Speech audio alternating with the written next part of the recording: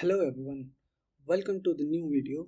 In this video, we will talk about chat models, and how do you store the history of the context, like whatever you are chatting with the model, how it is stored and how it is retrieved.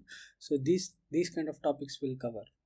So this is a new series which I'm starting, which starts with the basic things again, and then we will build on to get the actual chatbot with the interfaces also. But in this video, we will talk more on the basic stuff and how you can do it as a whole, and then later we will start with the next advancements of the chatbot, right? So before diving into the chatbot, let's spend some time understanding what does this chatbot means, right? So in the previous video, if you are new to this channel, you can consider subscribing and then check out the previous videos where I have installed Ollama and different stuff, and then that is a prerequisite for this particular video. Okay, so moving forward, so what does this chatbot means? So chatbot means something you type and then you will get the response based on that particular question, and then based on that you can ask some more questions, and then again you will get the answer. You can relate to that as a ChatGPT or Gemini, whatever we have it online, right? So under the hood, it is all about the LLM, right? Large language models which are working, but the ChatGPT is a wrapper. It's not a AI model.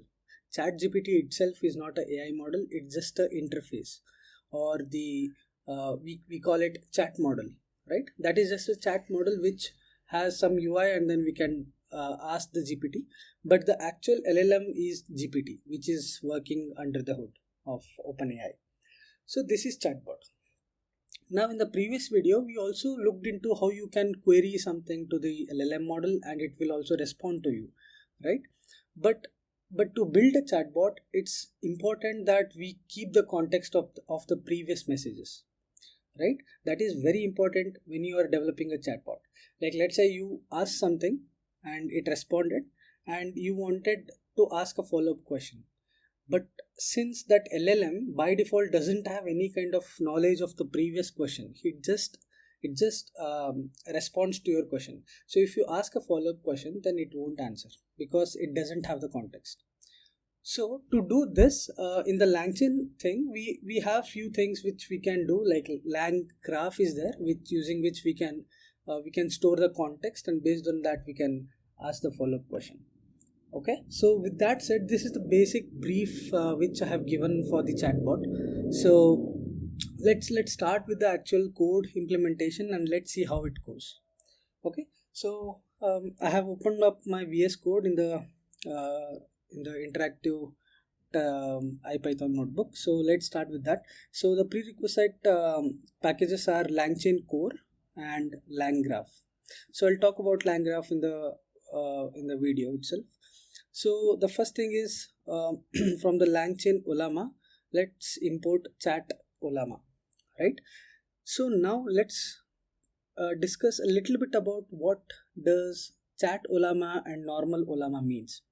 So Ollama, as you know, is already a platform where we can host different local LLMs, right?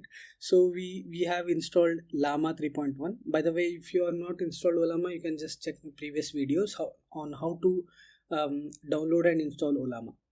Okay, so there is something called as chat models. So chat model is something which is enhanced version of LLM. The old school models is LLM, which only expects one query and it will just respond.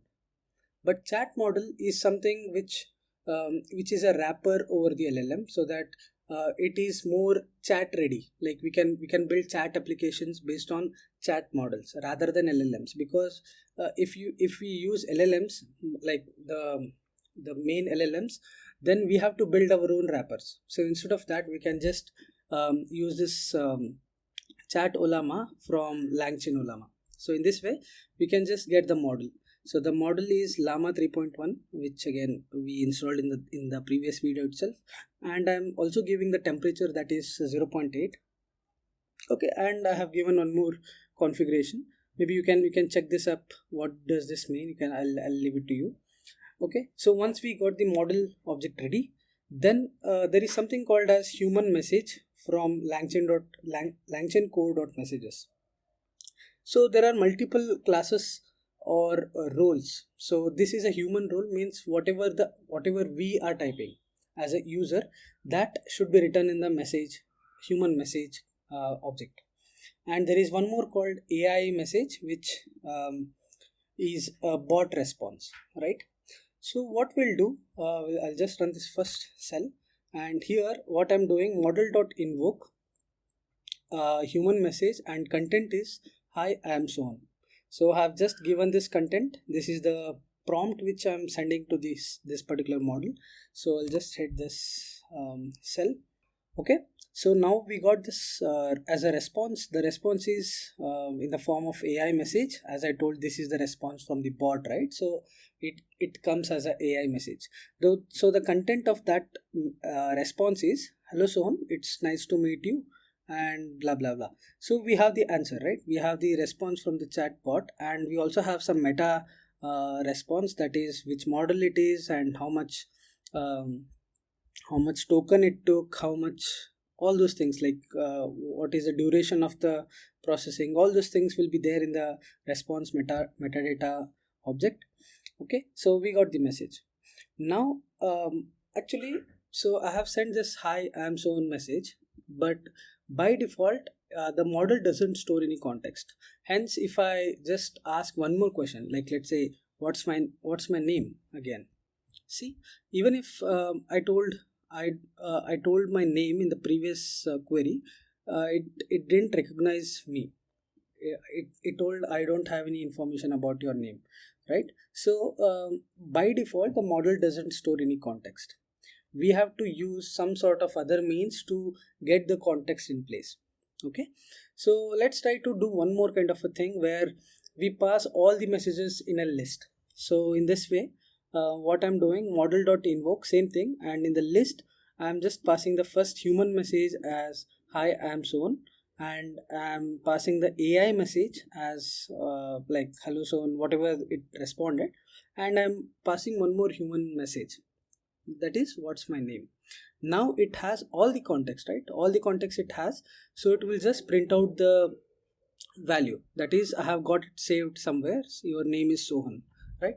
Now we got the context. This is how we can store the context and build on top of it, but this is not the very efficient way of storing the context. So we'll come to that, come to the efficient ways of doing it, but at least using this we can able to do some sort of stuff. We could able to get the context, right? So this was the basic thing which I explained on how you can store the context. But let's talk about more efficient way of storing it. So that there it comes, Langgraph. So this is a message persistence like kind of a library, where using which we can store the context of the messages, and whenever the new query is called, we can just pass that previous context to that one, and then send the query. So in this way, the model knows what it has already, all the conversation which it has already done, so it knows everything. So based on that, it will respond. So this is the main I would say main feature of Langgraph. So I'll just recheck what if I miss something. So Langgraph implements a built-in persistence layer, making it ideal for chat applications. So if you're developing a chat application, then this is the go-to library to store and manage and maintain the context. Okay, that supports multiple conversation turns also. So again, I missed that. So next is like let's say there are multiple users chatting with the bot, right? The messages and the context should not be mixed with different users, right? So that is also will be taken care of Langgraph. I'll tell how, but that is also already been taken care of. So next is wrapping our chat model is a minimal in a minimal Langgraph application allows us to automatically persist the message history, simplifying the development of multi-turn applications. Okay, so Langgraph also comes with a simple in-memory checkpointer.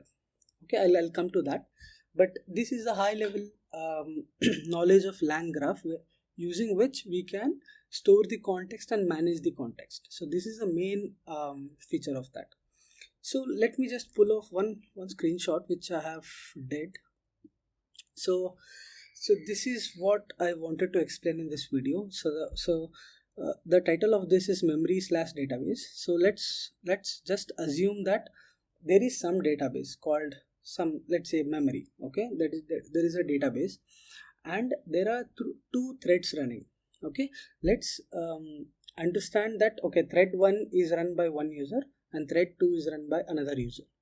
So in the thread 1, first one, my name is Sohan. So this is the user who queried a bot and it told, hi Sohan, how may I help you? Okay, and again he replied with what is my name, and it answered that, like your name is Sohan, it answered.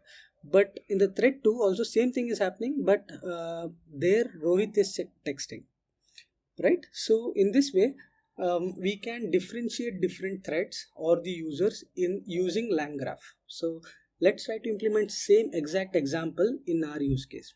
Okay, so coming back to this, so there are few things which we need to configure before we actually test it. So as I told, there is a memory saver, which is a in-memory kind of a database or persistence layer. So we can store some context there. We'll use that. And from langgraph.graph we will import start, messages, state and state graph. Okay, now we will define a new graph. We can just do it using state graph class, and then we just pass the messages state as state schema. Okay, now we got the workflow object. Then let's also create one call model which will again call the same model, like same thing we were calling, right? Model.invoke and whatever message. So in this way, same way, I'm also doing this model.invoke static. This is a state which stores the message state, and then in that we'll just pass the messages, and then I'm just returning those messages here. Okay, now whatever the workflow which we have created, I'm just creating an edge and then I'm setting it to start and the model, and I'm also creating a node and I'm just passing this function as a parameter. Okay, now we have completed the workflow. Now we'll set the memory also, right? So for that we just use memory saver class and then just create an object of that, and we'll just say app equal to workflow.compile, and then I'm just setting the checkpointer. So this particular thing we have did. So this memory or database box is there, right? So that entire box is set up now. Now we'll start with the thread 1, thread 2, and then we'll try to analyze how it works. Okay, so the next thing is we'll create a config. It's a dictionary. So we create a config and pass it into runtime every time. Like whenever we are calling a object, whenever we are calling a query or querying it to the bot, we will pass this config, because this config maintains the thread IDs. So this thread 1, thread 2 is there, right? It maintains that ID. So here what I'm doing, config equal to configurable, and then the thread ID thread 1. Okay, this is what I'm setting. So I'll just run this one. Okay, now I have run the config. So thread 1 is this guy Sohan, right? So let me just query that. Query, hi, I'm Sohan, and then in the input messages I'm just passing this as a human message, because I am typing that. Then whatever this app which we have created, we just call app.invoke, and in the messages I'm just passing the input messages and I'm passing config. Okay, this tells that this particular message is sent from thread 1. Okay, now we'll just run that. Okay, so it ran, hello son, it's nice to meet you, and okay, blah blah blah. So we got the response from the bot. Now let me ask, because I don't have any context, I'm just asking what is my name, and I'm passing the same config, that is thread 1. Okay, now it has the thread 1 knowledge, it has the context of that. Then if I just run this cell itself, it will understand that Sohan itself is speaking, right? Because this thread 1 is kind of a pool, everything happens, it will be stored in that particular memory. That's why it answered with your name is Sohan. We just established that, didn't we? Right? So we got the context thing working now, like we can able to do that. Now let me also do it with thread 2, right? Our chatbot now remembers things about us, right? So we can able to tell the bot with less context also, like the second follow-up question, if we have very less context, then also it will pick from the history, like. Okay, so now next thing is thread 2, same thing. I'm just changing the config value to thread 2, and then I'm just asking what's my name. Okay, but in the thread 2 I have not mentioned my name yet. In the code I have not mentioned my name. So if I run that with the configuration as thread 2, then it says I am a large model and I don't have any information, because in the thread 2 I have not mentioned any name, right? So if I ask what's my name, then it doesn't know. Okay, whatever was happened was in the thread 1. Okay, now what we'll do is we'll just set the context in the thread 2 also. Like I'm just saying, hi, my name is Rohit. So in the thread 2 I'm setting that. So I'll just run this. Okay, so it ran, and then it just greeted me with the Rohit name, and then I'll just ask what's my name in thread 1. I have set the Rohit name in thread 2. I'm asking what is my name in thread 1. So it still says Sohan, right? Because I asked in the thread 1. Now I'll just ask in thread 2. Okay, in thread 2 it's Rohit.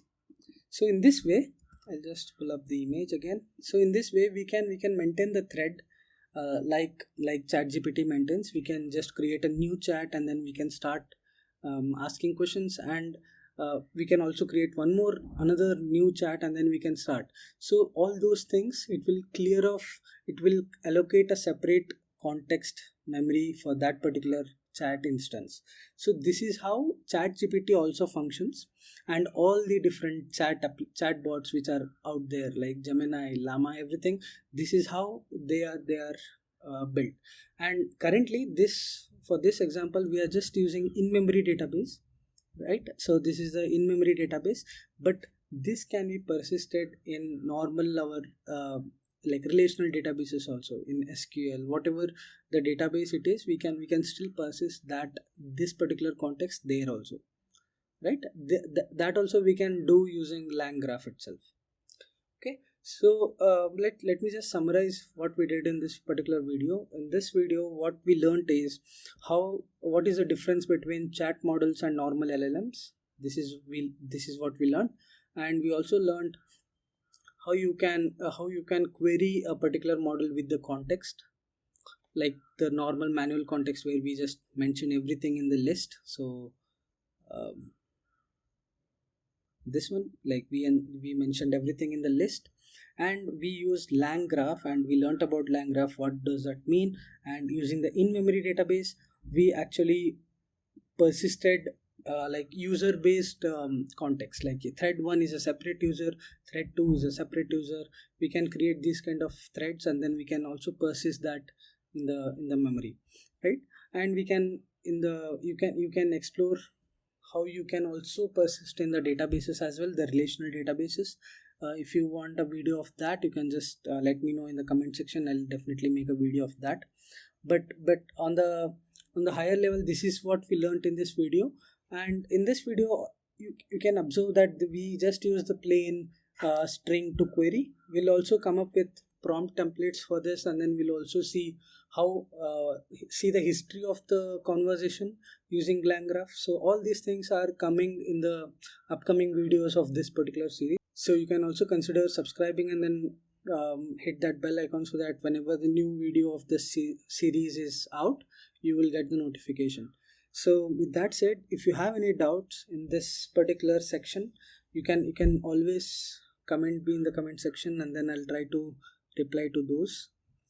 Okay, with that said, see you in the next video. Thank you so much.